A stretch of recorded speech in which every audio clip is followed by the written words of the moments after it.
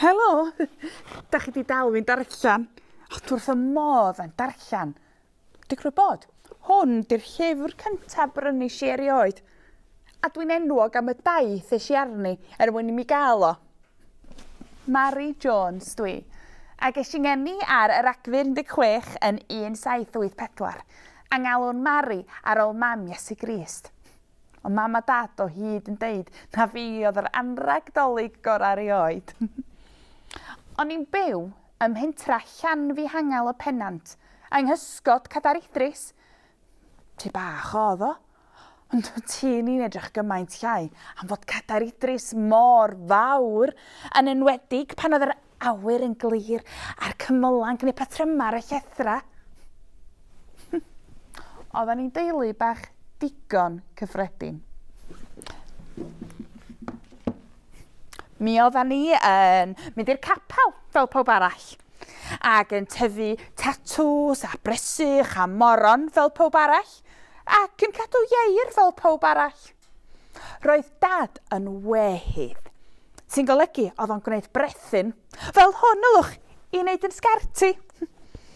Roedd dad yn ddyn anwyl a charedig tu hwnt, ond yn anffodus buodd o farw pan o'n I ddim ond yn 4 oed. Dim ond mam a fi oedd yna wedyn, ond oedden ni o hyd yn gwneud pethau efo'n gilydd, ac yn cael hwyl efo'n gilydd, ac yn mynd i'r capel efo'n gilydd.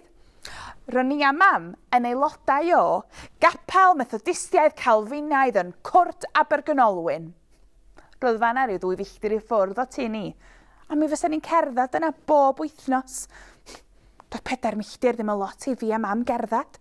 O'n i'n caru'r cerdded ac yn caru'r mynydd. O'n i'n gweld clysni mhob man, ac o'n i'n gwybod mod i'n ferch lwcus iawn, ac ro'n i'n diolch I Dduw am fod yn fyw ac yn iach.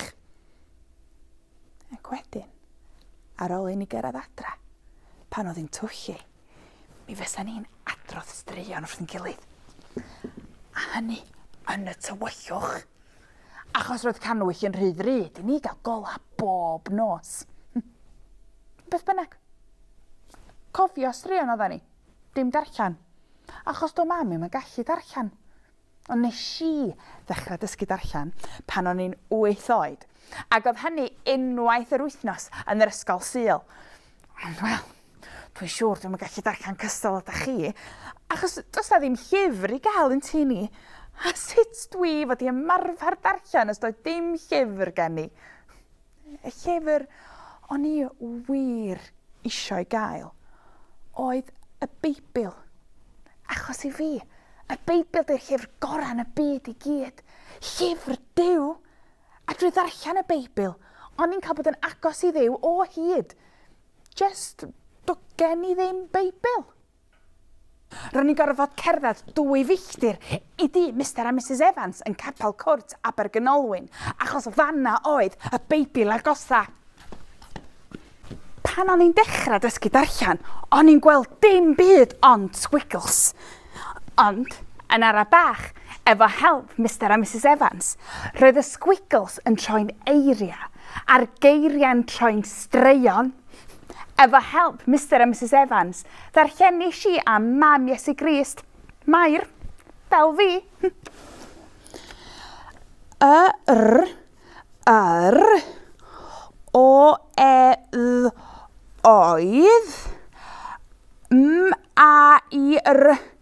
Mair, oedd Mair yn cadw'r holl bethau hyn yn ddiogel yn ei chalon ac yn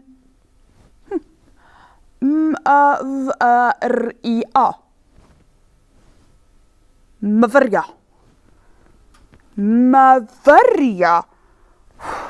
Na chi air mawr. A be ma'n olygu beth bynnag? Pan ofynis I Mrs Evans, dyma hi'n egluro bod myfyrio yn golygu meddwl am wbeth am amser hir iawn.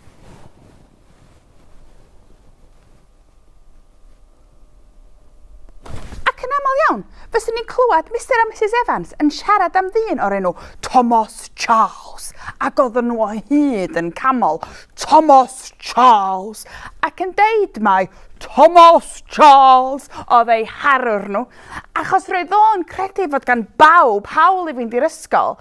Dim ots os ydych chi'n gyfoethog neu'n dlawd, oedd canodd o bobl yn mynd i weld o'n siarad, fel petai chi'n mynd i weld rhywun fel Greta Thunberg heddiw yma. Ac un diwrnod, ges i'r syniad yma. Be os fyswn ni yn prynu Beibl i mam a fi, a wedyn swn ni'n cael ei ddarllen o iddi pryd bynnag dwi isio, cyn brecwast, amser cinio, cyn i fi fynd i'n ngwely. Felly, redis i at mam a deithi am yn syniad i. Edrychodd mam arna i am eiliad. Cyn deud, mae'r rhy ddrud, Mari. Da chi'n gweld, o bob ceiniog o ganda ni yn mynd tuag at bethau bob dydd. Sori, Pwt, medda mam. Wel, mam, mae rhaid i ni gael Beibl. O dwi'n gwybod, na i gynilo mynd ta. Diolch moch gen i pa mor hir ma'n i gymryd. Adag hynny, roedd arian yn wahanol iawn i beth chi'n ei ddefnyddio heddiw yma. Yn prif arian ni oedd sylltau a cheiniogau. Ac roedd Beibl yn costio 3 swllt a 6 cheiniog. Hen geiniogau rhain cofiwch, dim rhai fel sgynnych chi heddiw yma. Felly, mewn 1 swllt roedd yna 12 o geiniogau, sy'n golygu mewn 3 swllt, da ni angen lluosi 3 efo 12. Roedd yna 36 o hen geiniogau. Ond cofiwch, roedd Beibl yn costio 3 swllt a 6 cheiniog. Felly ni angen adio 6 cheiniog arall sy'n gwneud cyfanswm o 42 o geiniogau. Sut o'n i'n mynd i ennill 42 o geiniogau? Dim ond un ffordd oedd amdani, ynddo? Gweithio. Mi fysa rhaid i mi weithio a chynilo'r holl arian fy hun. Dyma fi'n sgwrio lloriau i bobl.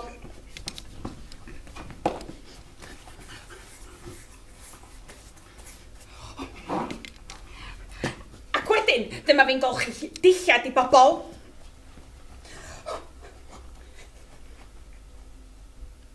Ac wedyn, dyma fi'n palu gerddi i bobl.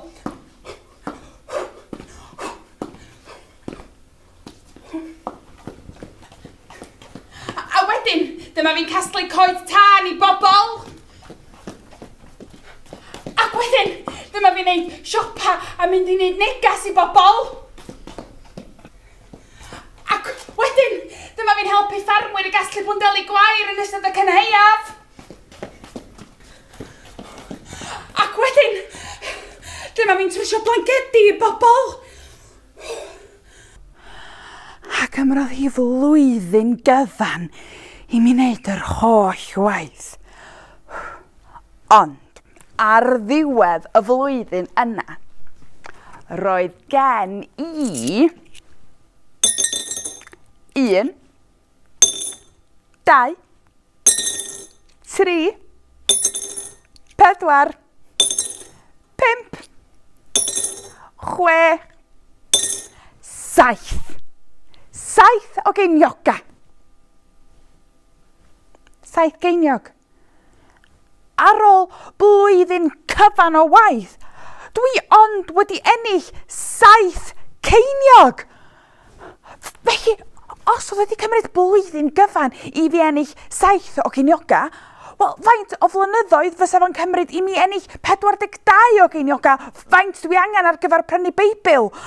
Wel, dwi angen rhannu 42 efo 7.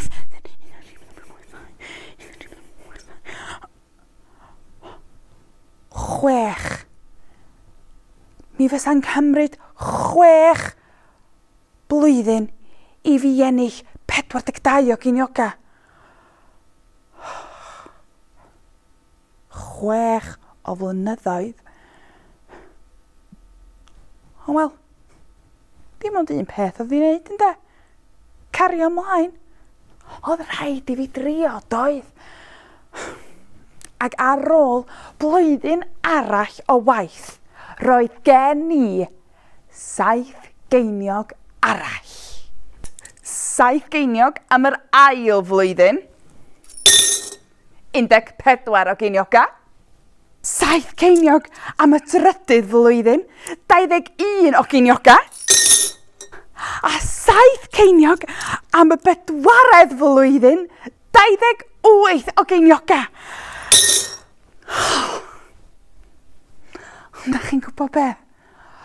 Rhaid i gyfadda, oedd hynna'n waith calad. Ac oedd o yn teimlo weithiau bod o'n amhosib. Ond newch chi byth ddyfalu be ddigwyddodd nesa. Da chi'n cofio fi'n sôn am Mr a Mrs Evans, a fel oedden nhw o hyd yn siarad am ddyn o'r enw Thomas Charles. Fo oedd y dyn oedd yn credu fod gan bawb hawl i fynd i'r ysgol, yn cynnwys pobl cyffredin fel fi. Wel, un diwrnod ac oedd hi'n ddihun oedd eich dwi'n cofio oedd hi'n trisio bwrw glaw. Ac o'n i ar y ffordd i di Mr a Mrs Evans pan welish i ddyn yn dod tuag atai ar gefn ceffyl. Stopiodd y dyn fi a gofyn, be da chi'n gwneud yn cerdded drwy'r gwynt a'r glaw? Dwi ar y ffordd i di Mr a Mrs Evans, sir. Dwi'n cael ymarfer darllen efo'i beibl nhw'n parlwr gora. Pam ydych chi'n mynd i di Mr a Mrs Evans?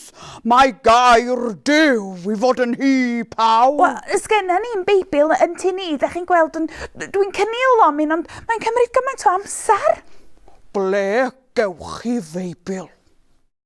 Dwi'n yn gwybod. Dwi'n di meddwl am hynny eto ddeud gwir. Mae gen i feiblau. Maen nhw'n dod o Lundain. Dewch ata i pan fyddwch chi wedi ennill digon. Thomas Charles o'r Bala ydw i. Ac ar hynny, ffordd ar dyn, lawr o lôn. Dwi newydd gyfarfod a Thomas Charles. Just fel na, rhyw fflach ola. O'n i'n gwybod bod unrhyw beth yn bosib. O'n i'n gwybod mod i'n neud y peth iawn ac oedd yn rhaid i fi gario ymlaen.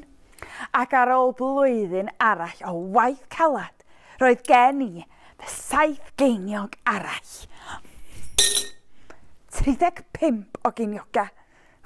Sy'n golygu, mae dim ond blwyddyn arall sydd i fynd rwan. Blwyddyn arall o ddisgwyl.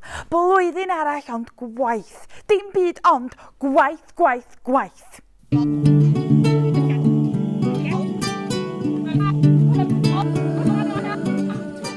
Ac ar ôl y blwyddyn ola o waith, roedd gen i 7 geiniog arall.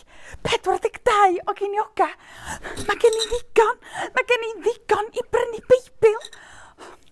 Y cwbl o'n i angen i wneud rwan oedd mynd o tu ni yn Llangfi Hanel y Pennant i'r Bala. Siwrna oedd yn 26 milltir. Ac i fi, dim ond un ffordd oedd yna i deithio. Mi fydd y rhaid i mi gerdded ar fy mhen fy hun bach. Fel o'n i'n gadael y tŷ, stopiodd mam fi a deud, tyna dy glocsiau i gerdded. Pa mam yn meddwl fi? Dyna beth mae clocsiau'n da iddyn nhw i gerdded. Ond, da chi'n gweld, mam oedd yn iawn yn diwedd. Doeddwn i ddim yn gallu sboilio'r unig bar o sgidiaid gen i drwy gerdded a dam 26 milltir dros y bryniau. Felly, doedd gen i ddim dewis, ond gwneud fel oedd mam yn ei ddeud. Tynnu fy nghlocsia a cerdded yn droednoeth. Bala amdani. Bod fi rwan yn 16 mlwydd oed, o'n i rioed i teithio mor bell a hyn ar ben fy hun o'r blaen. Ac roedd y siwrna yn un unig ac yn galad. Yn enwedig yn ei gwneud hi yn droednoeth. Ond ar ôl amser maith o gerdded i fyny ac i lawr y bryniau, dros yr afonydd a drwy'r ceia, dwi'n gweld arwydd yn y pellter. A dwi'n agosau ac yn agosau bala o'r diwedd. Cerddais i fewn i'r bala ac o'n i'n teimlo mor ddiolchgar. A welis i drws ffrynt Thomas Charles ar y stryd fawr ac nocis i ar y drws. Helo, Thomas Charles, ydych chi'n iawn? Ydych chi'n cofio fi? Dwi wedi dod i brynu Meibil o'r diwedd. Mae wedi cymryd 6 mlynedd i mi gynilo'r holl arian a dwi wedi gorfod cerdded 26 milltir i gyrraedd yma. Helo! Does na ddim Beiblau. Does na ddim Beibla? Does na ddim Beibla? Dwi wedi cynilo'r holl arian a di cerdded yr holl ffordd am ddim byd. Wel, da chi'n gweld, mae'r Beibl ar ei ffordd yma o Lundain. Mi fydden nhw wedi cyrraedd mewn deuddydd. Ddidau be, pam na newch chi ddim aros yma amdanyn nhw? Bydd Mrs Charles wrth i bod. Argored, diolch yn fawr i chi, Thomas Charles. Ac mewn deuddydd, roedd y Beibla wedi cyrraedd. A weddwch chi be? Am i mi ddafal barhau, roedd Thomas Charles Beibl arall i mi. Am ddim. Do. Cyn i fi symud i nunlla, a goris i un o'r Beibla. Oedd o'r teimlad gora erioed.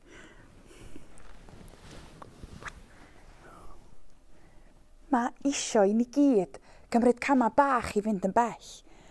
Mae angen i ni fod yn benderfynol. Mae isio i ni gario ymlaen i feddwl am bethau. Hyd yn oed os di o yn teimlo weithiau bod o'n cymryd busbethoedd. Achos mae o werth o yn y pen draw. Diolch yn fawr i chi, Thomas Charles. Rwan fyddai'n gallu darllen efo ffrind. Ymarfer efo nhw. Ac bod y Beibl yma'n drwm, gerddish i'r holl ffordd adra yn gwenu. Ac wrth i fi fynd am adra, nes i sylweddoli mod i'n gallu gweld ôl yn rhaid i ar y llwybr. Roedd yr haul wedi bod yn tywynu, ac roedd o wedi sychu siapiau'n rhaid i yn y mwd. Bob cam bach penderfynol i'w weld yn glir. Ôl yn rhaid i Mary Jones yn mynd i nôl y Meibil. Ond dim dyna ddiwedd y stori. Mae'n eitha anhygol a deud gwir. Achos erbyn heddiw, mae ôl yn rhaid i'w gael mewn dros 100 o wledydd. Dych chi'n gweld, benderfynodd Thomas Charles fod o eisiau mwy o blant gael yr un cyfle ges i ddysgu darllen. Felly cychwynodd o rhywbeth o'r enw Cymdeithas y Beibl. A diolch i Thomas Charles, mae ôl yn rhaid ac ôl Cymdeithas y Beibl i'w gael ar hyd a lled y byd hyd heddiw. Ond, dwi isio i chi gyd gofio, mae bob un ohono ni yn gadael ôl ein traed ar y byd, bod ni'n cerdded yn droednoeth mewn clocsia neu par o drainers.